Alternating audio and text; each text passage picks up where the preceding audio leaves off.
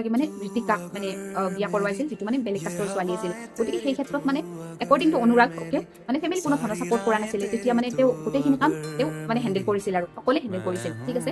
আৰু তাৰপিছত যেতিয়া মানে বিয়া গ'ল আৰু বিয়াৰ পিছত মানে যেতিয়া নেক্সট দিনা আৰু অনুৰাগৰ মাকে মানে ঋতিকাক বহুতখিনি মানে টৰ্চাৰ কৰা বুলিও মানে শুনিবলৈ পোৱা গৈছে একৰ্ডিং টু অনুৰাগ, ঠিক আছে।